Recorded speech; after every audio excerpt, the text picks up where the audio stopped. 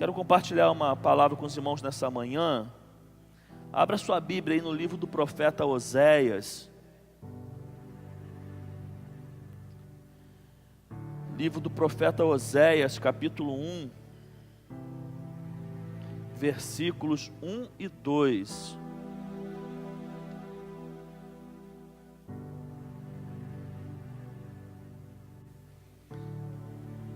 Livro do profeta Oséias, capítulo 1, versículo 1 e 2.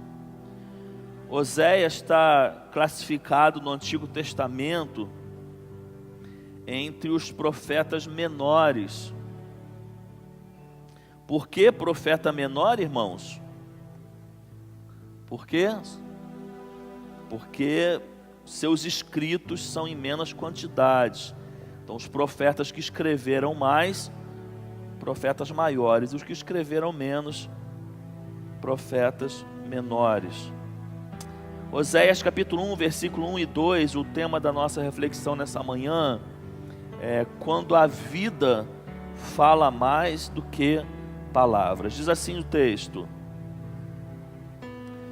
palavra do Senhor que veio a Oséias, filho de Beeri, durante os reinados de Uzias, Jotão, Acais e Ezequias, reis de Judá, e de Jeroboão, filho de Jeoás, rei de Israel. Quando o Senhor começou a falar por meio de Oséias, disse-lhe: vá, tome uma mulher adúltera e filhos da infidelidade, porque a nação é culpada do mais vergonhoso adultério por afastar-se do Senhor. Versículo 2, vamos ler juntos, todos juntos? Quando o Senhor começou a falar por meio de Oséias, disse-lhe: vá, tome uma mulher adúltera e filhos da infidelidade, porque a nação é culpada do mais vergonhoso adultério por afastar-se do Senhor. Pai, nós oramos ao Senhor nesse momento, o momento que nós lemos a Tua Palavra. A nossa expectativa, Pai, é que essa palavra fale aos nossos corações. Todas as vezes que lemos a Tua Palavra e refletimos sobre ela, a nossa expectativa, e a gente quer colocar mais uma vez isso diante do Senhor, é que seja o Teu Espírito Santo falando a cada um de nós. Que eu aqui na qualidade de pregador seja instrumento nas Tuas mãos. Qualquer outra pessoa que esteja aqui nessa qualidade de pregador também seja instrumento nas Tuas mãos. E que nós como ouvintes, Pai, possamos estar sensíveis para ouvir a Tua Palavra, para que o Teu Espírito Santo nos direcione. Deus, que o Senhor nesse momento, Pai, nos ajude para que a nossa mente possa estar concentrada naquilo que o Senhor deseja falar conosco, que a gente consiga se desligar de todas as preocupações, de tudo aquilo que nos atrapalha, e que a gente possa estar tão somente preocupado nesse momento, em ouvir a Tua Palavra, em receber a Tua Palavra. Eu oro assim no nome de Jesus, amém. Irmãos, o ministério do profeta Oséias, ele é datado aproximadamente em 750, 760, 780 da era antes de Cristo. O contexto, irmãos, o contexto que está aqui por detrás desse livro do profeta Oséias é o seguinte: quando Salomão, irmãos, ele morre, as tribos de Israel, elas se dividem, e se dividem da seguinte forma: 10 tribos formam aquilo que é chamado de Reino do Norte, e 2 tribos formam aquilo que é chamado de Reino do Sul. Isso acontece por causa dos impostos que estavam sendo cobrados. Há uma divisão ali entre essas tribos, e há essa então divisão. O reino do norte, que são essas 10 tribos, cuja capital era Samaria, ficaram sob a liderança de Jeroboão. E as outras 2 tribos, chamado de reino do sul, que a capital era Judá, ficaram sob a liderança de Roboão. E o reino do norte, irmãos, o reino composto por essas 10 tribos, eles vivenciavam algo que a Bíblia chama de adultério espiritual. Adultério espiritual. A forma com que as pessoas estavam se comportando, estavam vivendo, faz com que Deus olhasse para essas tribos e os qualificassem como pessoas que estavam vivendo um adultério espiritual. E isso envolvia sacerdotes, envolviam as pessoas, envolviam a todos, irmão, a todos. Eu quero que você fique com a sua Bíblia aberta em Oséias, e vai um pouquinho aí no capítulo 4 de Oséias, que a gente vai conseguir ter uma ideia do que estava acontecendo ali com esses povos. Vou ler alguns versículos do capítulo 4, para a gente poder ter essa ideia. Olha, versículo 1, a parte B. A fidelidade e o amor desapareceram desta terra, como também o conhecimento de Deus. Versículo 2. Só se vê em maldição, mentira e assassinatos, roubo e mais roubo, adultério e mais adultério ultrapassam todos os limites, e o derramamento de sangue é constante. Versículo 3. Por isso a terra pranteia, e todos os seus habitantes desfalecem. Os animais do campo, as aves do céu e os peixes do mar estão morrendo. Versículo 6. Meu povo, parte B, meu povo foi destruído por falta de conhecimento. Versículo 7. Quanto mais aumentaram os sacerdotes, mais eles pecaram contra mim, trocaram a glória deles por algo vergonhoso. Eles se alimentam dos pecados do meu povo e têm prazer em sua iniquidade. Versículo 12. Eles pedem conselhos a um ídolo de madeira, e de um pedaço de pau recebem resposta. Um espírito de prostituição os leva a desviar-se. Eles são infiéis ao seu Deus.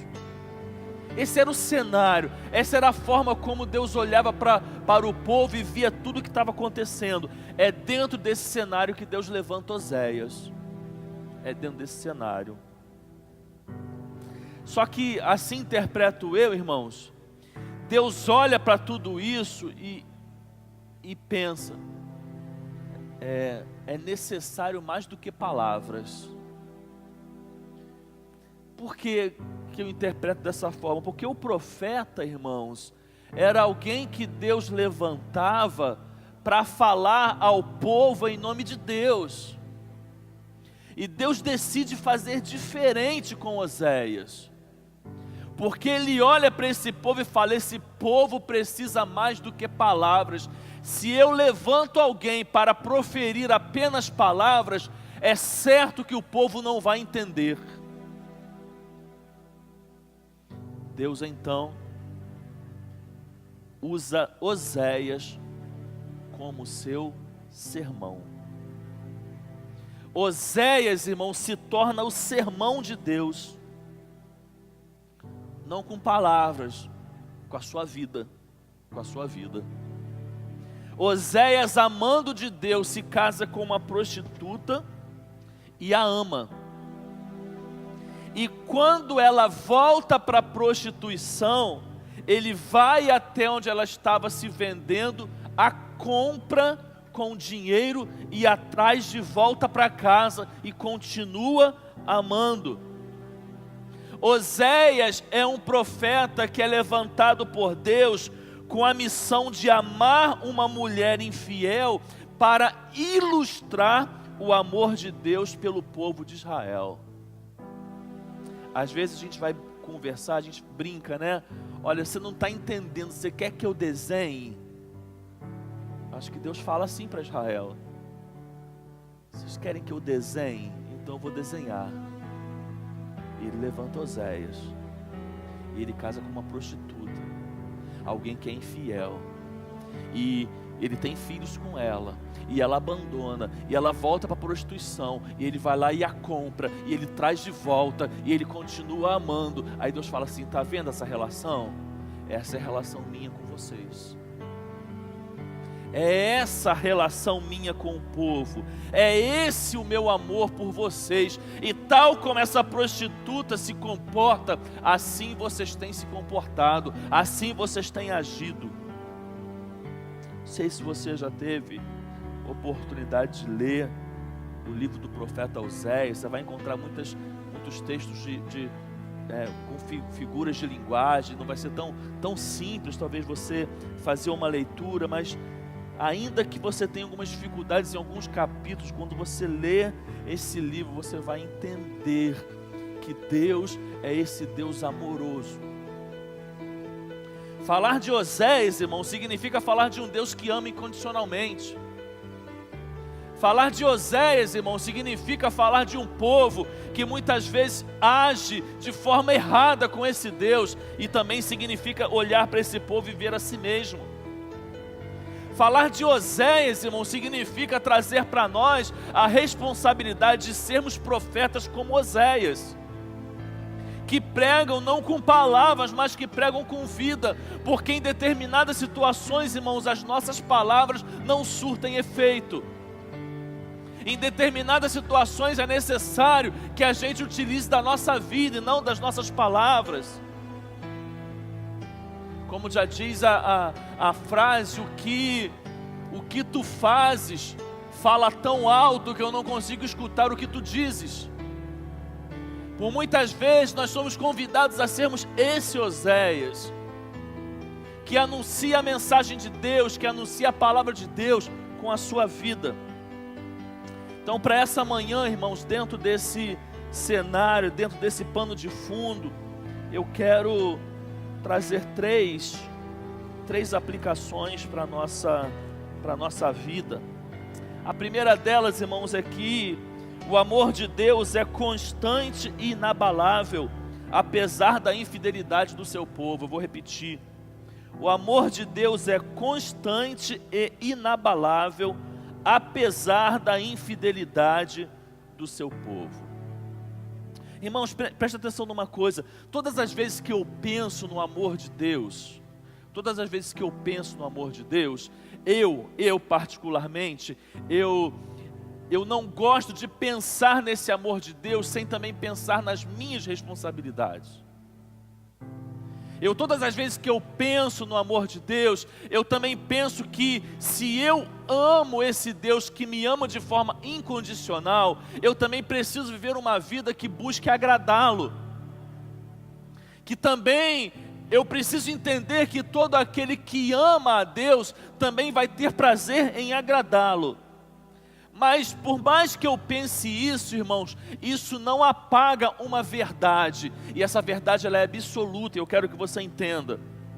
Ainda que a gente não consiga agradá-lo, ainda que nós sejamos infiéis, ainda que nós sejamos tal como esse povo de Israel, que o Senhor deseja trazê-lo para perto, mas ele se aproxima e depois se afasta. Ainda que a gente não consiga demonstrar, agradar a Deus, o amor dele é inabalável. Falar do amor de Deus, querido, significa falar de um amor que é perfeito, que não existe nada que eu e você possamos fazer ou deixar de fazer que faça com que Ele nos ame menos.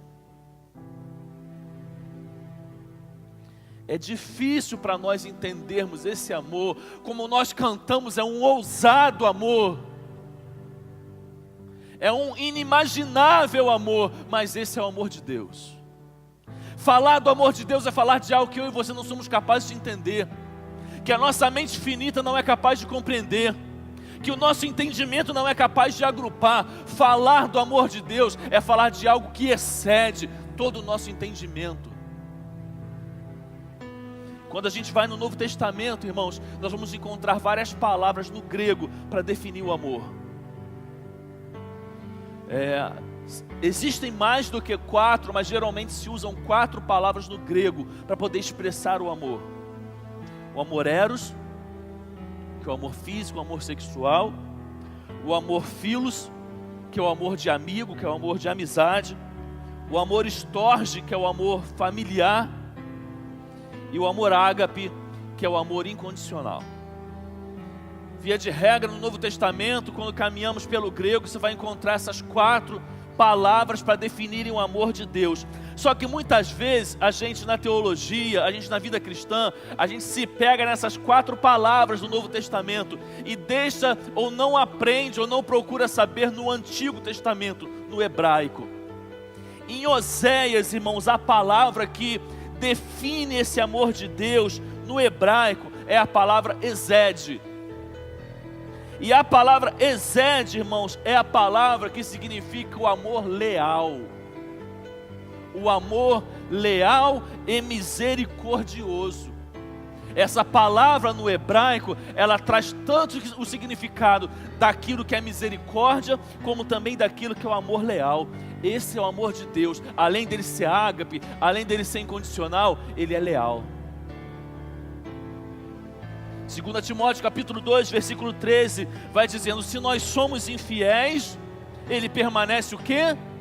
Fiel. Por que ele permanece fiel? Porque o amor dele é um amor leal. Lamentações de Jeremias capítulo 2, versículo 22 e 23, graças ao grande amor do Senhor que não somos consumidos, as suas misericórdias são inesgotáveis, renovam-se cada manhã, grande é a sua fidelidade. Esed, amor leal. É o amor que todos os dias, queridos, derrama misericórdia na nossa vida. A gente necessita da graça, mas a gente necessita também da misericórdia. Numa definição mais simples, né, a mais simples possível, eu gosto da definição de que graça é quando eu tenho o favor imerecido, eu recebo de Deus aquilo que eu não mereço. E a misericórdia é o quê? É quando eu não mereço o castigo que eu mereceria. Misericórdia de Deus, queridos, ela derrama todos os dias na nossa vida. Porque o Deus a quem eu e você servimos é um Deus de amor inesgotável, é um Deus fiel, é um Deus leal, é um Deus misericordioso. Irmãos, eu não sei se isso alegra o seu coração, eu não sei se isso aquece o seu coração, mas isso é palavra de bênção nós sabermos disso. Saber que nós servimos um Deus que nos ama de forma incondicional. Saber que nós servimos um Deus que nos derrama misericórdia todos os dias, que Ele é leal, que a fidelidade dEle não depende da nossa, é algo que precisa alegrar o nosso coração, porque nós dependemos disso a todo instante. O que seria de nós, irmãos, se o amor de Deus dependesse do nosso? O que seria de nós, irmãos, se Deus agisse de forma recíproca a nós? O livro de Oséias, ele pode parecer pesado demais, irmãos. Ele pode parecer pesado demais, essa analogia que Deus faz. Mas nós somos a prostituta, por mais que isso soe pesado para você. Segundo lugar, irmãos, todo pecado é uma relação de adultério espiritual. Todo pecado. Deus olha para esse povo e qualifica esse povo como alguém que estava vivendo um adultério espiritual. Por que adultério espiritual, irmãos? Porque entre nós e Deus existe aliança. Sim ou não? Aliança, irmãos, é um símbolo para demonstrar que existe casamento. A Bíblia está repleta de alianças. Deus fez aliança no Gênesis com Adão. Deus fez aliança com Noé. Deus fez aliança com Abraão. Deus fez aliança com Moisés. Deus fez aliança com Davi. Deus fez aliança conosco, irmãos, que é a maior aliança que Ele fez através de Jesus. Quando nós estamos aqui reunidos celebrando a ceia do Senhor, no momento que nós tomamos o segundo elemento, nós lemos na palavra de Deus: este cálice é a nova, o quê? Aliança do meu sangue. Existe uma aliança, irmãos, entre nós e Deus, e quando essa aliança é quebrada, nós estamos vivendo um adultério espiritual.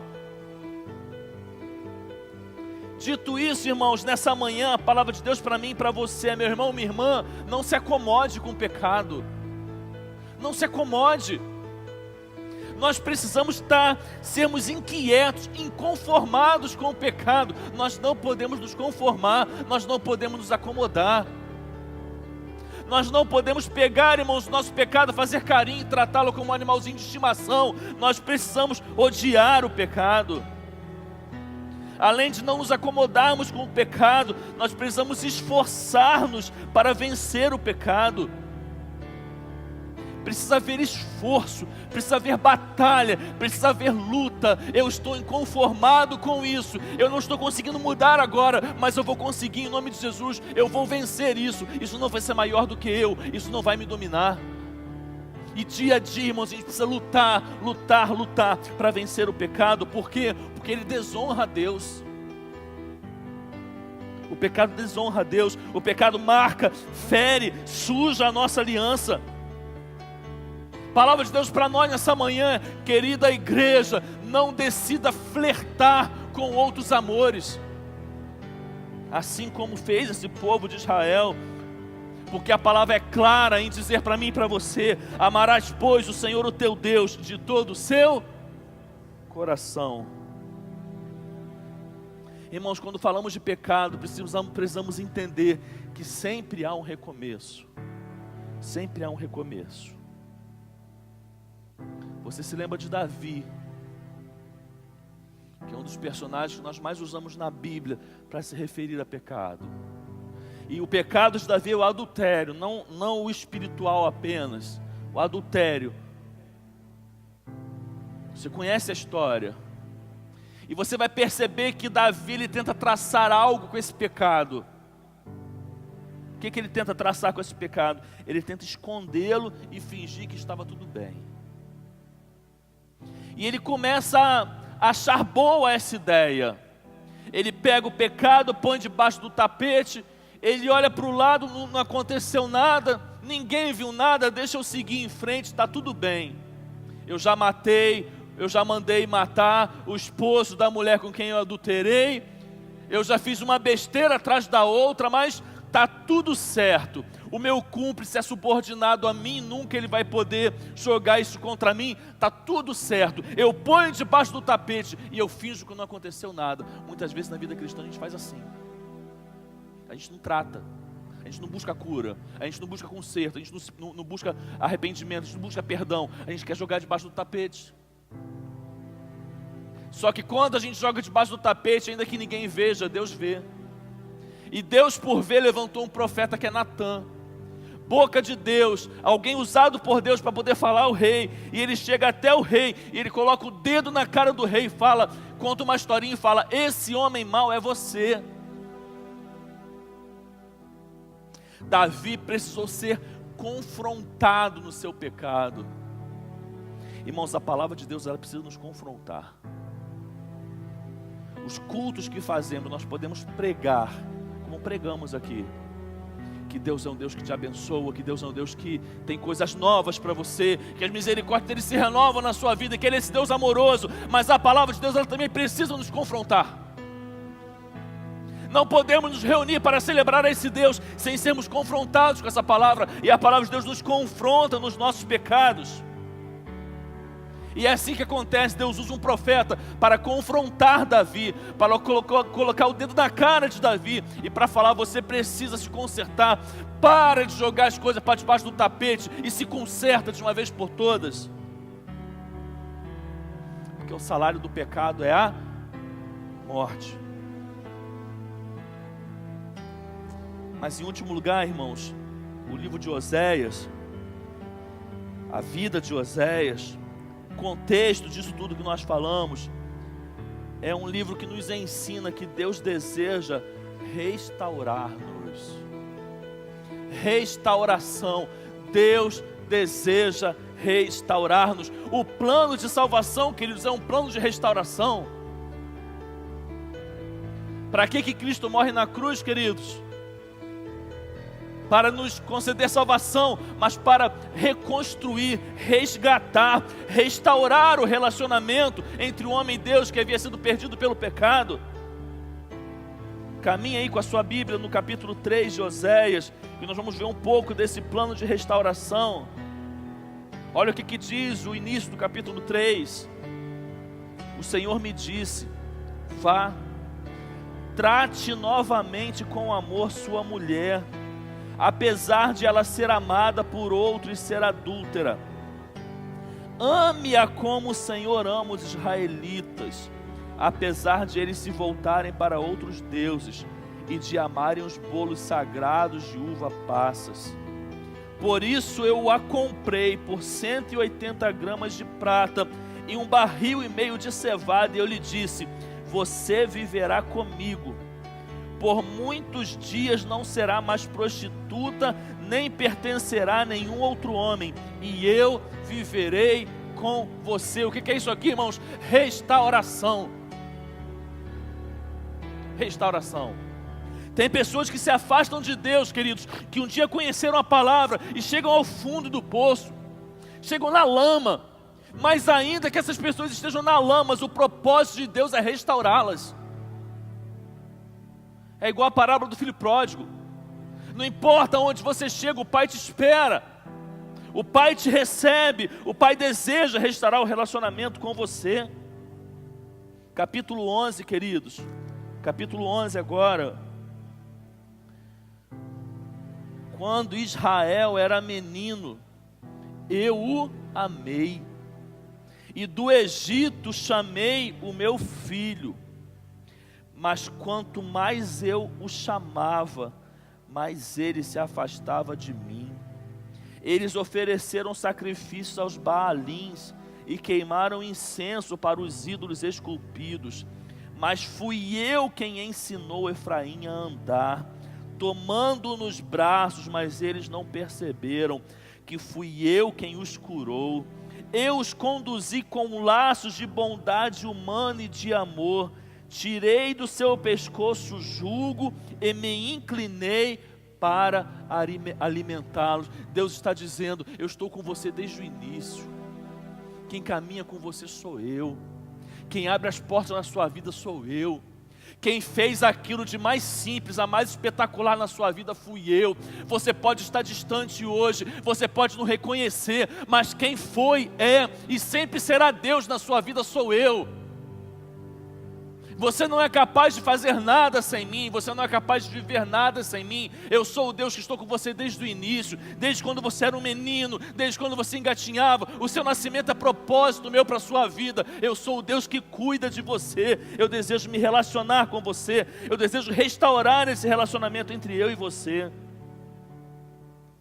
Arrependam-se, pois, e voltem-se para Deus, para que seus pecados sejam cancelados, para que venham tempos de refrigério e descanso na presença do Senhor. Atos capítulo 3, versículo 19 e 20. Quero encerrar essa palavra concluindo, fazendo minha última colocação, olhando esse livro na perspectiva agora de Oséias.